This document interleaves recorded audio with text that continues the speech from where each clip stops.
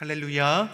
하나님의 은혜와 평강이 새벽을 깨어 예배하시는 성도님들의 심령과 가정에 충만하기를 소망합니다. 본문에서 다윗은 탄식하며 하나님을 찾고 또 찾습니다. 시편 55편의 배경은 다윗의 아들 압살롬이 자신의 충직한 신하 아히도멜과 함께 반역할 때를 지금 배경으로 두고 있습니다.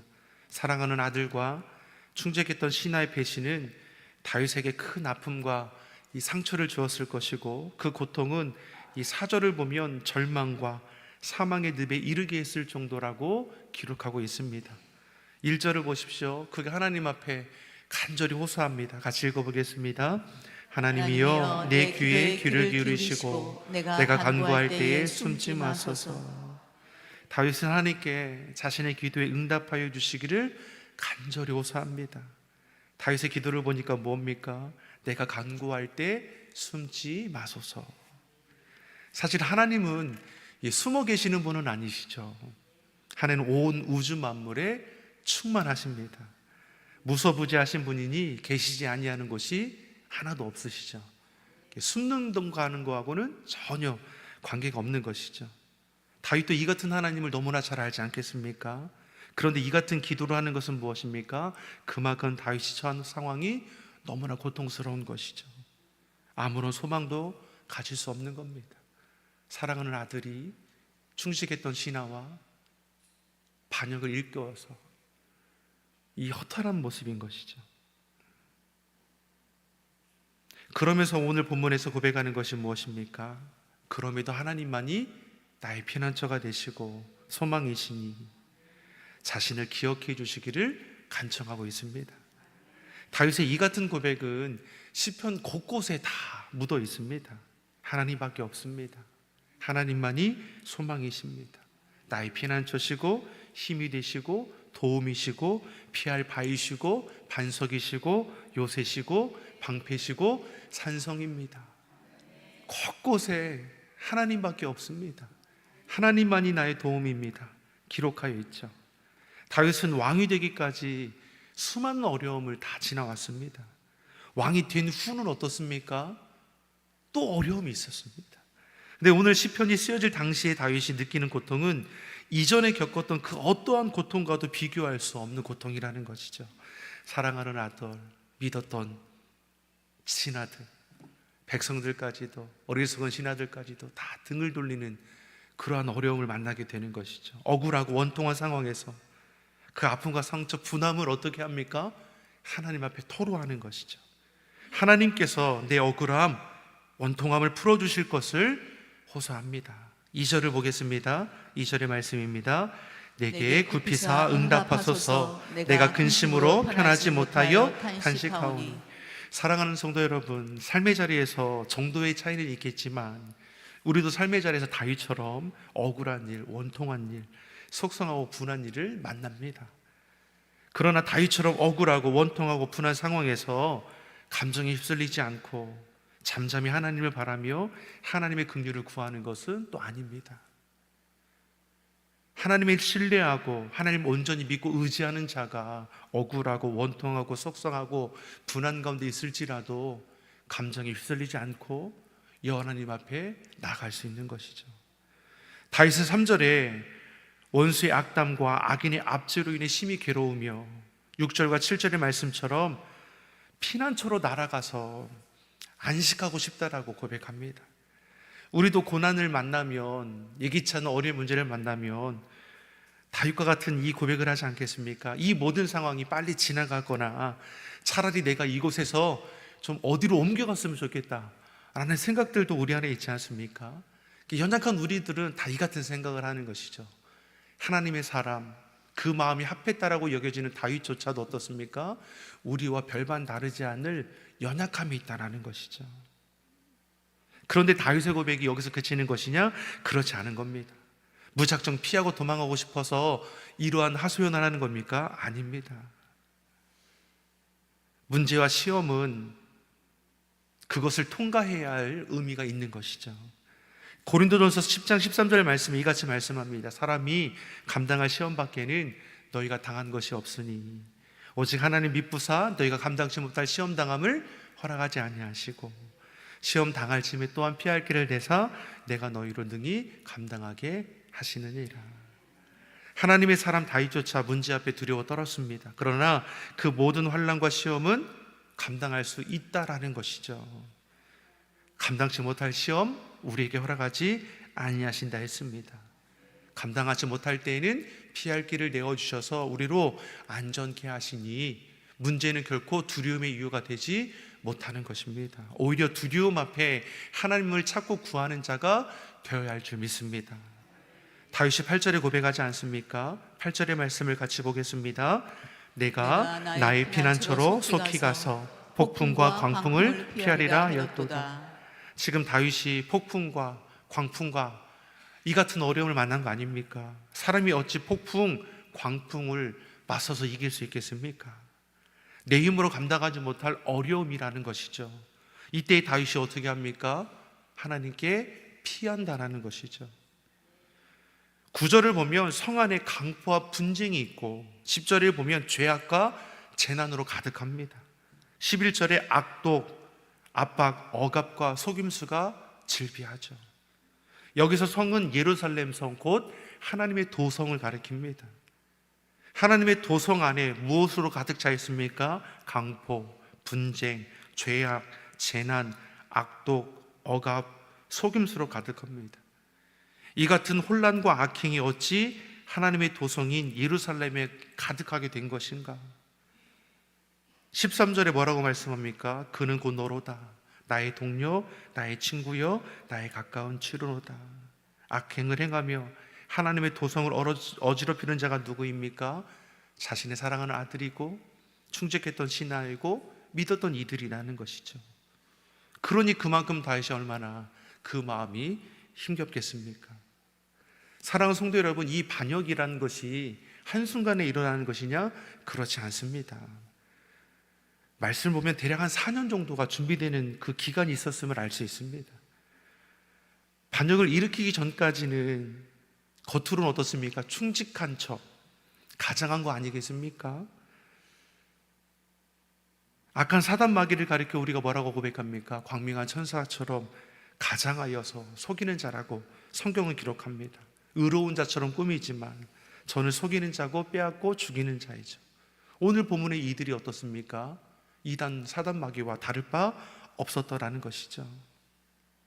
사랑하는 성도 여러분, 지금도 시대가 악하다는 것을 어떻게 알 수 있습니까? 이제는 이단들이 숨어있지 않습니다. 다 드러내놓고 대놓고 미혹하지 않습니까? 교회에 침투해서 믿는 자들을 미혹하고 계속해서 밖으로 끌어가고자 하는 이들이 허다하게 일어납니다. 능력 있는 목사님이 있다, 한번 가보자. 성경 공부하러 한번 가보자. 자꾸만 내가 출석하는 교회가 아니라 다른 곳으로 이끌어가는 엉뚱한 무리들이 있는 것이죠. 이들은 다 이단이라는 것을 우리가 분명히 알고, 여러분 허탄하게 우리를 미혹하는 이들이 있으면 꼭 교육자들에게 신고해 주시기 바랍니다. 사랑이 없다 말하고 교회의 질서를 흔들고 훼손하는 이들, 우리는 경계해야 할 것입니다. 영적 싸움은 인정으로 할 수 없습니다. 분별해야 하고 끊어내야 하는 것이죠. 오늘 본문의 다윗을 보십시오. 사랑하는 아들, 충직한 신하들의 배신이 주는 상처와 좌절이 얼마나 크겠습니까? 12절에 차라리 원수였다면 대적하여 맞설 수 있었을 텐데, 차라리 미워하는 자였다면 피하여 숨기라고 할 건데 아들이고 신하고, 그 신뢰가 처참하게 무너지는 것이죠. 우리들도 사실 다르지 않지 않습니까? 가족, 친지, 이웃, 교우 간에 관계가 문제가 생기고 깨어지는 일들이 일어납니다. 오해, 갈등, 시기, 질투, 미움, 다툼 등 관계가 깨어짐으로 아픔과 상처를 토로하는 이들이 있지 않습니까? 여러분, 그럴 때 우리가 어떻게 합니까? 내가 당했으니까 내가 당한 만큼 갚아주고 싶은 겁니까? 아니면 분에 못 이겨 화를 쏟아내면 되는 것입니까? 근데 이 같은 방법은 결코 문제 해결책이 되지 못할 것이죠. 오히려 우리의 마음을 괴롭게 하는 거 아니겠습니까? 이것을 통해서 다시금 우리가 고백하는 것이 무엇입니까? 사람은 의지할 대상이 되지 못합니다. 사람들에게 받은 아픔과 상처를 다른 사람들에게서 채우려 하지 말아야 할 것이죠. 오늘 본문의 다윗처럼 있는 모습 그대로 하나님 앞에 나와 하나님의 은혜를 구해야 합니다. 하나님의 자녀이 된 하나님의 위로와 은혜로 회복될 수 있는 것이고, 다시고 그 은혜 가운데 우리는 일어설 수 있는 것이죠. 16절을 보십시오. 다윗이 고백하지 않습니까? 16절의 말씀입니다. 나는 하나님께 부르짖으리니 여호와께서 나를 구원하시리로다. 아멘. 다윗이 하나님의 구원을 확신하며 기도하는 때가 언제입니까? 믿었던 이들에게, 사랑하는 이들에게 배신을 당한 때 아닙니까? 그럼에도 다윗이 낙심하여 좌절하고 있는 것이 아니라 오히려 하나님을 신뢰함으로 더욱더 하나님의 구원을 구하는 것을 볼 수 있습니다. 17절에 저녁과 아침과 정오에 하루 3번 하나님을 부르시며 기도합니다. 어떻게 다윗은 이 반역이 일어나는 그 순간에도, 그때에도 이렇게 하나님 앞에 나아가 기도할 수 있을까?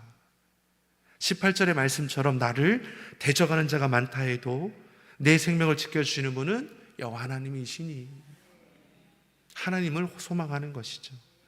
지금 내가 가진 권세로 군사를 모아서 저들과 맞서는 것이 최선의 방법일 수도 있는 거 아닙니까? 아무리 저들이 반역을 꾀하고 오랜 시간 기다리고 준비했다 하더라도 다윗을 따르는 충직한 신하들은 일당백의 용사들입니다. 얼마든지 저들을 붙들 수 있는 거 아니겠습니까? 그런데 다윗은 혼란스럽고 어수선한 때에 사람의 소리, 사람의 생각에 휩쓸리지 않습니다. 더욱더 하나님을 찾는 것이죠. 어찌 다윗은 마음이 무너지고 고통스러운 순간에도 그 믿음이 흔들리지 않을 수 있는 것인가? 다윗은 이제까지도 수많은 어려움을 지나왔습니다. 양을 치던 목동일 때에도 맹수로부터 양을 지켜내야 했습니다. 그때도 하나님을 의지함으로 맞서 이겨냈습니다. 골리앗과 맞설 때는 어땠습니까? 만군의 하나님의 여호와의 이름으로 저와 대적했습니다. 사울 왕의 사위가 되어서 젊을 때부터 전쟁터에 나가 죽고 죽이는 전쟁을 벌여야 하지 않습니까? 그때마다 하나님은 다윗을 지켜주시고 그 가는 곳마다 승리케 하셨습니다. 결국에는 모든 것을 버리고 도망하는 신세가 되었지만 그 가운데서도 하나님은 저의 피할 길을 내어주셔서 감당할 수 있도록 인도해 주셨습니다. 이같이 수많은 문제 앞에서도 그 중심은 늘 변함이 없었습니다. 오늘 본면의 아들과 시내가 배신하는 때에도 마찬가지인 것이죠. 저는 사람을 의지하고 사람을 신뢰의 대상으로 두는 것이 아니라 하나님만이 의지의 대상임을 잊어버리지 않는 것이죠. 19절에 옛부터 계신 하나님이 들으시고 그들을 낮추시리로다.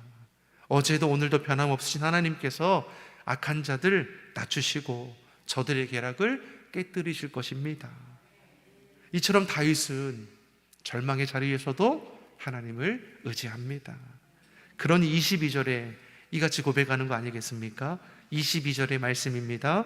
내 짐을 여호와께 맡기라. 그가 너를 붙드시고 의인의 요동함을 영원히 허락하지 아니하시리로다. 아멘. 내 짐을 여호와께 맡기라. 예수님께서도 하신 말씀 아닙니까? 수고하고 무거운 짐진 자들아, 다 내게로 오라. 맡긴다는 단어는 이 던진다라는 뜻을 가지고 있습니다. 우리가 가진 고난의 그 짐 붙들릴 것이 아니라 하나님께 맡기는 거, 하나님께 토스하는 거죠. 그러면 하나님이 내 모든 짐을 다 감당해 주십니다. 하나님은 자녀된 우리가 내어놓는 인생의 모든 짐을 대신하여 지시는 것을 기뻐하십니다. 사랑하는 성도 여러분, 인생의 무거운 짐을 하나님께 맡기시기를 바랍니다. 오늘 이 새벽에 우리가 주 앞에 나온 이유가 무엇입니까? 내 힘으로 감당하지 못할 그 무거운 짐을 주 앞에 다 내어놓음을 통해서 마음의 평안함을, 참된 기쁨을, 하나님께서 부어주시는 그 은혜를 내 마음에 충분히 우리가 받아서 오늘 하루도 주님의 은혜 가운데 기쁨과 감사가 넘치기를 예수님 이름으로 축원합니다. 기도하겠습니다. 사랑하는 하나님 아버지, 시대의 어려움 속에 살아가는 주의 성도들을 긍휼히 여겨주시옵소서.